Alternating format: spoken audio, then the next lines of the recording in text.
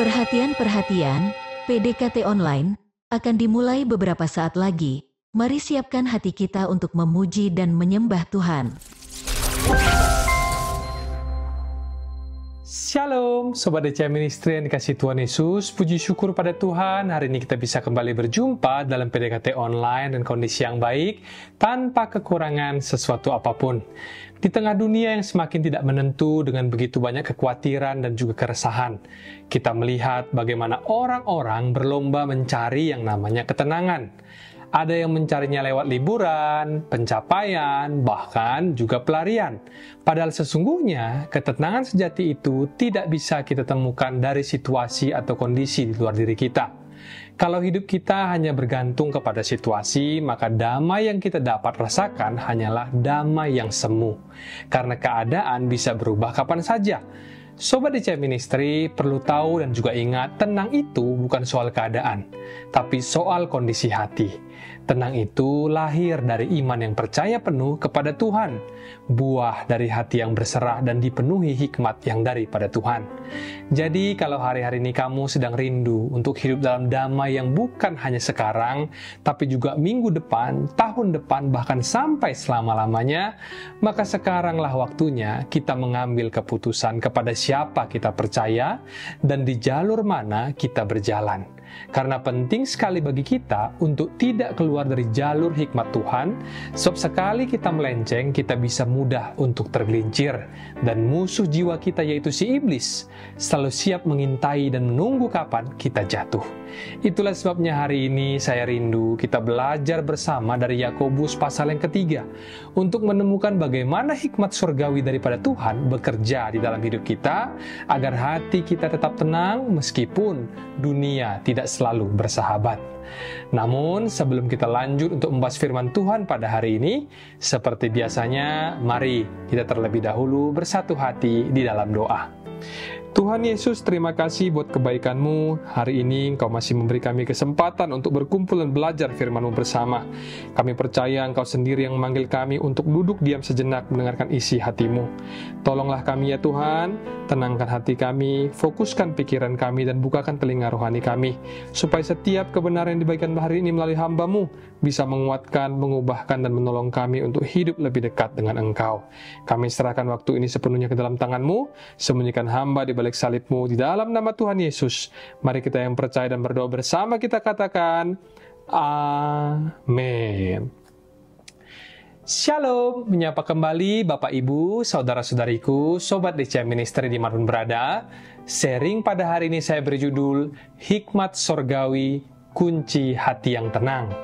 Mari langsung kita buka bersama firman Tuhan buat kita hari ini dari Yakobus pasal yang ketiga, ayat yang ke-13 sampai dengan 18, dengan judul perikop yang ada di Alkitab kita, Hikmat yang dari atas.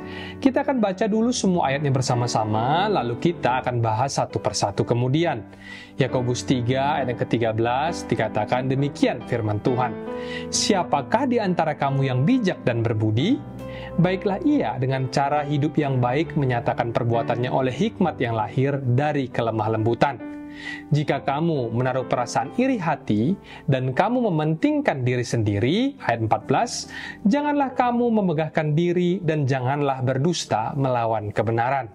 Itu bukanlah hikmat yang datang dari atas, tetapi dari dunia, dari nafsu manusia, dari setan-setan. Sebab di mana ada iri hati dan mementingkan diri sendiri, di situ ada kekacauan dan segala macam perbuatan jahat. Lalu ayat yang ke-17 dikatakan, tetapi hikmat yang dari atas adalah pertama-tama murni, selanjutnya pendamai, peramah, penurut, penuh belas kasihan dan buah-buah yang baik, tidak memihak dan tidak munafik. Dan buah yang terdiri dari kebenaran ditaburkan dalam damai untuk mereka yang mengadakan damai. Firman Tuhan yang luar biasa hari ini ditulis oleh Yakobus, saudara dari Tuhan Yesus, anaknya Yusuf dan Maria. Bukanlah Rasul Yakobus, anak Zebedeus. Dan Yakobus dimaksud di sini adalah seorang yang dikenal sebagai orang bijak yang membawa damai di dalam gereja mula-mula. Dan di ayat yang ke-13 yang kita baca barusan tadi, ia memulai pengajarannya dengan sebuah pertanyaan penting, siapakah di antara kamu yang bijak dan berbudi? Lalu kemudian Yakobus memberi jawabannya. baiklah ia dengan cara hidup yang baik, menyatakan perbuatannya oleh hikmat yang lahir dari kelemah lembutan. Yang artinya, kehidupan yang baik itu bermula dari hati yang lembut. Kalau hati kita lembut, rendah hati dan juga sabar, maka damai itu akan mengalir bukan hanya untuk diri kita sendiri, tapi juga untuk orang-orang yang ada di sekitar kita. Saya jadi teringat kepada teladan dari pasangan Yusuf dan Maria. Yusuf yang adalah seorang tukang kayu yang sederhana, tapi dia penuh hikmat dan kelemah lembutan. Ia dipercaya oleh Allah untuk merawat Tuhan Yesus. Dan dari sosok ayah asuh seperti itulah Yesus tumbuh menjadi pribadi yang penuh dengan kasih, lembut, dan juga rendah hati. Yesus sendiri bahkan berkata, "Belajarlah dari aku, karena aku lemah lembut dan rendah hati." Demikian pula halnya dengan Maria, ketika menerima kabar bahwa ia akan mengandung Sang Mesias, Maria tidak membantah ataupun menolak, tapi sebaliknya ia menjawab dengan iman yang penuh, "Terjadilah padaku menurut kehendak-Mu." Inilah cermin dari kelemah lembutan iman yang sejati. Jadi kalau hari-hari ini kamu merindukan hidup yang tenang dan damai, mulailah dengan menjadi pribadi yang lembut dan rendah hati. Biarkanlah Roh Kudus membentuk hidupmu, biarkanlah Tuhan melembutkan hatimu dan menuntun setiap langkahmu. Hidup yang tenang bukan berarti hidup yang tanpa masalah, tapi hati yang tenang datang ketika kita tidak lagi keras kepala, tidak memberontak saat dibentuk Tuhan, dan rela dibimbing oleh Roh Kudus di jalannya yang lurus. Karena seperti ada yang tertulis dalam firman, Allah menentang orang yang congkak, tetapi mengasihani orang yang rendah hati. Hikmat surgawi dimulai dari hati yang lembut. Dari sanalah akan lahir hidup yang damai, bukan karena dunia ini bersahabat, tetapi karena Tuhan yang memimpin hidup kita dengan hikmat yang datangnya dari atas. Kita lanjut ke ayat berikutnya di ayat 14, Yakobus menulis, "Jika kamu menaruh perasaan iri hati dan kamu mementingkan diri sendiri, janganlah kamu memegahkan diri dan janganlah berdusta melawan kebenaran." Di sini Yakobus mulai mengungkap dua hal utama yang bisa membocorkan ketenangan hati kita. Di antaranya adalah iri hati dan egoisme. Tanpa kita sadari, damai sejahtera dalam hati sangat mudah terganggu ketika kita mulai membandingkan diri kita dengan orang lain. Mungkin kita merasa tidak suka melihat teman atau saudara kita yang lebih berhasil, lebih diberkati atau tampak lebih berhasil di dalam hidupnya. Lalu secara diam-diam kita mulai merasa terancam, seolah keberhasilan orang lain adalah kegagalan kita sendiri. Nah, iri hati itu membuat seseorang hanya fokus kepada aku, dan aku. Akibatnya, orang seperti ini sulit untuk bersyukur, yang dilihat hanya kekurangan, apa yang belum ia punya, sampai-sampai ia melupakan semua kebaikan Tuhan yang sebenarnya sudah ada di tangannya. Dan tanpa sadar, ia mulai menuntut Tuhan, mempertanyakan kenapa yang ini atau yang itu belum dikabulkan Tuhan. Ia lupa bahwa Tuhan sudah mempercayakan 5 roti dan 2 ikan ke tangannya. Tapi karena lupa bersyukur, maka yang ada di tangannya pun terasa tidak cukup. Padahal prinsip kerajaan Allah adalah apa yang tidak disyukuri itu cepat atau lambat akan berkurang. Tetapi apa yang kita syukuri dan digunakan untuk kemuliaan Tuhan, itulah yang akan dilipat gandakan oleh Tuhan. Seperti perumpamaan tentang hamba-hamba yang menerima talenta. Yang menerima 5 talenta lalu menghasilkan 5 lagi, justru dibeli lebih banyak lagi oleh Tuhan. Tapi yang hanya dapat 1, lalu kemudian menyimpannya karena ia takut dan terus-menerus mengeluh, malah diambil daripadanya. Kenapa? Karena sikap hati hamba yang 1 talenta ini salah. Dia tidak percaya, tidak bersyukur, dan tidak mau bertindak. Kalau hari-hari ini hidup kita terasa penuh dengan keluhan, selalu merasa kurang, inilah mungkin waktunya untuk kita berhenti dan bertanya, apakah aku sedang menabur syukur atau menabur keluhan? Karena yang kita tabur, itulah nantinya akan kita tuai. Kalau hari ini yang kita tabur adalah omelan, iri hati, dan ego, ya jangan heran kalau yang kita tuai nanti adalah kekacauan dan ketidaktenangan. Tapi kalau kita belajar menabur ucapan syukur, meskipun dari hal-hal kecil, maka hati kita perlahan-lahan akan kembali tenang. Lihat saja kisah bangsa Israel di padang gurun. Karena mereka terus-menerus mengeluh, Akhirnya banyak dari mereka yang tidak masuk ke tanah perjanjian. Tapi kalau kita menjadi seperti anak kecil yang berkata, Tuhan, aku bersyukur. Ini memang cuma 5 roti dan 2 ikan, tapi aku percaya Engkau sanggup untuk mengubahnya menjadi 12 bakul penuh. Maka Tuhan pun akan menyatakan kuasanya. Dan siapa yang sangka, nanti kalau mujizat yang kamu alami itu, suatu saat bisa menjadi kesaksian yang memberkati ribuan orang. Itulah mengapa Yakobus menambahkan, janganlah kamu memegahkan diri dan janganlah berdusta melawan kebenaran. Karena terkadang lidah kita bisa berkata rohani, tetapi hidup kita dipenuhi dengan keluhan. Kita bicara hikmat, tapi hidup kita mencerminkan kebingungan. Kita bicara iman, tapi hati kita terus-menerus gelisah. Yakobus bilang, janganlah mendusta terhadap kebenaran. Itu artinya, hidup kita harus sesuai dengan kebenaran yang kita percayai. Kalau kita benar-benar percaya bahwa Tuhan itu setia, maka janganlah kita terus-menerus mengeluh dan merasa kekurangan. Dan kalau kita benar-benar percaya bahwa Tuhan itu sanggup mencukupi, maka buktikanlah itu lewat ucapan syukur dan hidup yang taat dan setia kepada Tuhan. Karena orang yang hidup dalam ucapan syukur dan tunduk kepada hikmat Tuhan akan menuai damai, kemenangan, dan bahkan kelimpahan. Dan ia tidak perlu membuktikan apa-apa ke siapa-siapa, karena kebenaran itu sendirilah yang nantinya akan bersaksi bagi hidupnya. Kita lanjut lagi ke ayat berikutnya di ayat 15, Yakobus menegaskan ulang apa yang barusan ia sampaikan di ayat yang sebelumnya. Di ayat ke-15, ia berkata, itu bukanlah hikmat yang datang dari atas, tetapi dari dunia, dari nafsu manusia, dari setan-setan. Jadi sudah jelas ya saudaraku, yang namanya iri hati dan mementingkan diri sendiri itu datangnya dari dunia, dari nafsu manusia, dan dari setan-setan. Jadi ada 3 sumber hikmat palsu yang bukan berasal dari Tuhan. Dan kalau hari-hari ini kita masih hidup dalam iri hati, egois, atau suka meninggikan diri, maka besar kemungkinan kita sedang dikuasai oleh hikmat dari 3 sumber ini. Dan kalau itu yang sedang memenuhi hati kita, maka jangan heran kalau hidup kita terasa tidak tenang. Mari kita bahas satu persatu, dimulai dari yang pertama, yaitu hikmat yang datang dari dunia. Orang yang hidupnya hanya dipimpin oleh hikmat dunia akan mengambil keputusan hanya berdasarkan apa yang kelihatan dan sementara. Semua dijalani demi mengejar kepuasan yang sesaat, baik apakah itu harta, pujian, kekuasaan, maupun kenyamanan sesaat. Yang akibatnya ketika hidupnya tidak berjalan sesuai dengan keinginan, orang ini pun kemudian marah kepada Tuhan. Tetapi sebaliknya, orang yang hidupnya dipenuhi oleh hikmat-hikmat yang daripada sorga, itu tahu bahwa tidak semua hal harus terjadi saat itu juga. Ia percaya upahnya besar di sorga, ia tetap hidup benar walau tidak dilihat manusia. Ia tetap setia meskipun tidak dipuji, dan tetap mengampuni meskipun ia disakiti. Karena hatinya dipenuhi oleh kekekalan dan bukan oleh kepentingan dunia.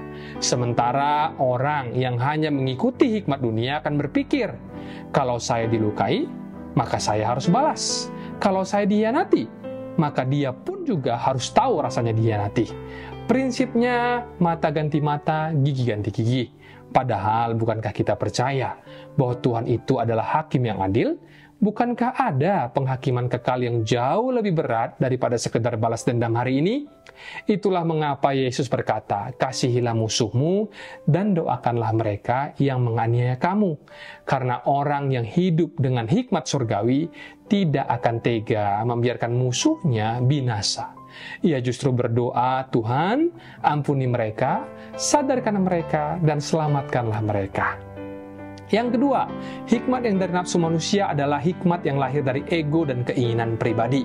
Semuanya harus sesuai dengan maunya sendiri. Hidupnya berpusat pada aku, dan aku. Tidak pernah merasa cukup, dan yang lebih parah, dia mulai menuntut Tuhan dan menyalahkan keadaan, padahal bisa jadi hatinya sendirilah yang penuh dengan ambisi dan juga iri hati. Orang seperti ini mudah kehilangan damai, karena begitu keinginannya tidak tercapai, ia kecewa. Begitu ada orang lain diberkati, ia kesal. Tapi orang yang tunduk kepada kehendak Tuhan, maka mereka akan berkata, Tuhan, bukan kehendakku, tetapi kehendakmu yang jadi. Yang ketiga, Yakobus juga menyebutkan ada hikmat yang datangnya dari setan-setan. Ini yang paling serius, karena ketika seseorang membuka celah untuk iri hati, dendam ataupun kesombongan, setan akan langsung menyusup lewat celah itu. Terkadang ketika kita tidak berjaga-jaga, kebiasaan buruk yang dulu sudah ditinggalkan pun bisa juga kumat kembali. Itu sebabnya kita harus selalu waspada, jangan memberi celah sedikit pun, karena sekali kita biarkan, damai sejahtera itu akan langsung hilang. Hari-hari ini yang namanya damai sejahtera itu mahal sekali, saudaraku. Orang bisa rela menghabiskan jutaan rupiah untuk membeli damai lewat liburan yang mahal, terapi, meditasi, atau bahkan obat penenang. Tapi tetap saja hati mereka gelisah, padahal damai dari Tuhan itu gratis. Sudah dibayar lunas oleh darah Kristus di kayu salib. Damai itu bukan dari hasil usaha kita, tetapi pemberian Tuhan. Namun tugas kitalah untuk menjaganya. Jangan sampai ada kebocoran karena kita membuka celah untuk setan bekerja. Yakobus di sini hendak mengingatkan kita, kalau hidup kita kehilangan damai, maka periksa kembali hikmat apa yang sedang kita ikuti. Apakah itu hikmat yang dari dunia, nafsu manusia, atau justru hikmat yang datang dari setan-setan. Lalu kemudian ayat selanjutnya ayat 16 dikatakan lagi, sebab di mana ada iri hati dan mementingkan diri sendiri, di situ ada kekacauan dan segala macam perbuatan jahat. Iri hati dan egois itu adalah bibit dari kekacauan dan segala macam perbuatan jahat bisa muncul dari sana. Kalau di hati kita mulai tumbuh iri atau kita makin sibuk mementingkan diri kita sendiri, maka damai sejahtera tadi yang tadinya ada langsung bocor dan habis lenyap. Ibaratkan wadah yang penuh air, begitu ada satu retakan kecil karena iri hati, maka air di wadah itu akan habis lenyap. Mau berapa liter damai pun yang kita punya, semuanya bisa tumpah dalam sekejap. Karena itulah kita perlu untuk menjaga hati kita dengan sungguh-sungguh. Iri hati itu pencobaan, godaan halus yang bisa muncul tiba-tiba. Kadang dari hal yang sepele, melihat orang lain lebih berhasil, lebih cantik, lebih diberkati, dan tanpa sadar kita mulai membandingkan. Kita mulai merasa kurang, kita mulai kehilangan rasa syukur, dan akhirnya kekacauan pun mulai masuk.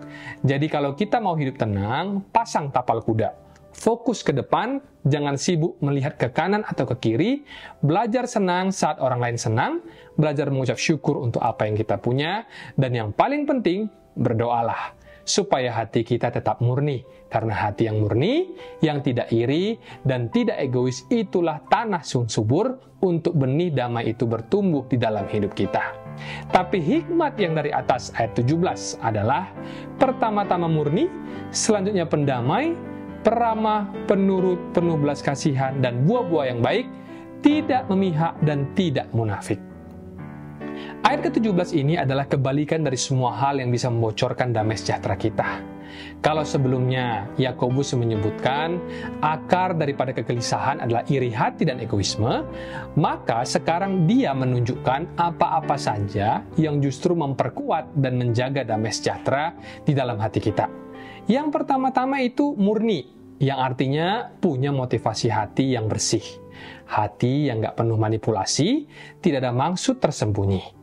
Motivasi seperti ini biasanya lahir dari hati yang terbiasa dibawa ke hadirat Tuhan. Hati yang suka diperiksa dan diluruskan oleh Roh Kudus. Dan kalau hati kita tahu bahwa niat kita benar, kita akan bisa tidur dengan nyenyak. Tetap tenang meskipun tidak semua orang itu mengerti ataupun menghargai kita. Selanjutnya, hikmat yang dari atas itu adalah pendamai.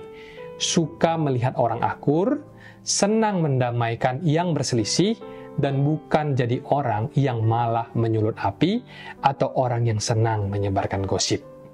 Tahukah kamu bahwa gosip itu adalah singkatan dari semakin digosok semakin sip, yang diibaratkan seperti api kecil yang dikipas-kipas, makin lama makin membara, panas, dan bahkan terkadang bisa membakar hati kita sendiri. Apalagi kalau yang digosipkan itu ternyata adalah orang yang dekat dengan kita atau malah diri kita sendiri. Itulah makanya hikmat yang dari atas itu akan membuat kita menjauhi percakapan yang tidak berguna. Karena pendamai bukan cuma menenangkan situasi, tetapi juga menjaga agar hati kita tetap teduh. Kemudian Yakobus berkata, jadilah orang yang peramah, hangat dan murah senyum. Jangan pasang wajah cemberut terus-menerus. Karena firman Tuhan bilang di Amsal 17 ayat 22, hati yang gembira adalah obat yang manjur. Di saat kita memilih untuk bersukacita, maka sukacita itu akan kembali menyembuhkan kita sendiri. Berikutnya disebutkan bahwa hikmat dari atas itu penurut, yang artinya bersedia diajar dan tidak keras kepala. Karena hati yang tunduk pada kebenaran adalah hati yang gampang dipimpin oleh Tuhan. Dan percayalah, hati yang demikian itu gampang merasakan damai. Lalu selanjutnya penuh belas kasihan, yang artinya punya kepekaan terhadap kebutuhan dan pergumulan orang lain. Tidak cuek, tidak acuh, tidak hidup di dunia sendiri, dan orang yang hikmatnya dari atas akan lebih mudah untuk mengasihi dan mendoakan orang lain, bahkan tanpa disuruh. Kemudian penuh dengan buah-buah yang baik, bukan sekedar cuma omongan atau penampilan luarnya, tapi hidup orang yang punya hikmat yang daripada Tuhan, hidupnya itu berbuah. Ada kasih, damai, kesabaran, penguasaan diri, buah-buah roh yang nyata di dalam kehidupannya sehari-hari. Tidak memihak dan tidak munafik, artinya tidak pilih kasih, tidak berpura-pura, tidak bersikap manis di depan, tapi menusuk di belakang. Dan ini merupakan hal yang sangat penting, apalagi di dalam sebuah relasi. Bagi yang sudah menjadi orang tua, janganlah pilih kasih di antara anak-anaknya. Setiap anak pasti berbeda, tapi sedapat mungkin tunjukkanlah sikap yang adil dan juga setara. Karena kalau anak merasa dibanding-bandingkan atau dianak emaskan, nanti ke depannya bisa muncul yang namanya luka hati yang terbawa sampai besar.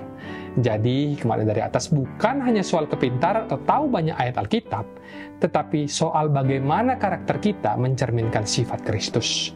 Kalau kita hidup dengan hikmat ini, maka hati kita akan semakin tenang. Bukan karena hidup tanpa masalah, tapi karena Tuhan yang menjadi penuntun dan penjaga hati kita. Dan sampailah kita pada ayat yang terakhir hari ini, yaitu di Yakobus 3, ayat yang ke-18 dikatakan, dan buah yang terdiri dari kebenaran ditaburkan dalam damai untuk mereka yang mengadakan damai. Yang artinya, kalau kita ingin hidup kita ini menghasilkan buah kebenaran, maka tanah di mana tempat kita menabur itu haruslah damai. Kita perlu belajar mencintai damai dan membawa suasana sejuk dimanapun kita berada. Penulis surat ini adalah Yakobus, saudara dari Tuhan Yesus sendiri. Yakobus ini dikenal di gereja mula-mula sebagai seorang pembawa damai sejati yang bukan hanya pandai mengajar, tetapi benar-benar hidup dalam hikmat yang ia sampaikan.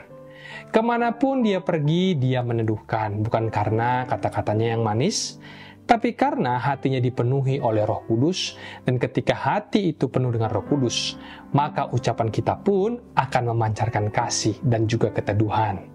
Mungkin hari ini kita sadar bahwa ada kata-kata kita yang masih seperti gergaji, yang tajam, menyayat, dan melukai.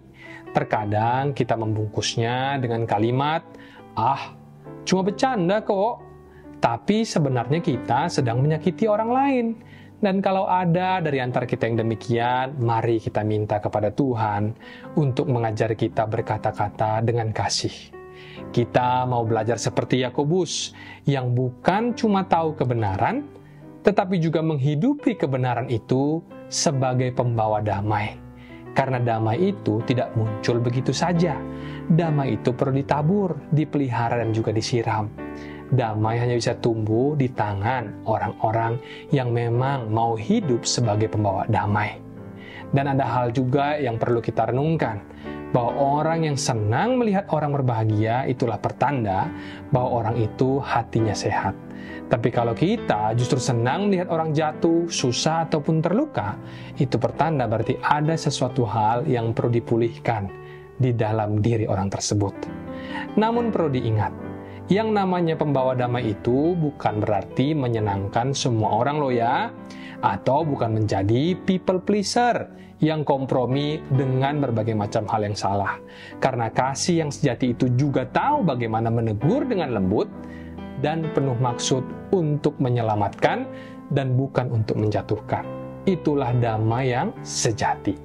Jadi, mari kita belajar hidup seperti Yakobus, menjadi pembawa damai ke dalam keluarga kita, komunitas kita, ke tempat kerja, ke pelayanan, kemanapun kita diutus, agar hidup kita ke depan dipenuhi dengan buah kebenaran yang ditaburkan di tanah yang penuh damai.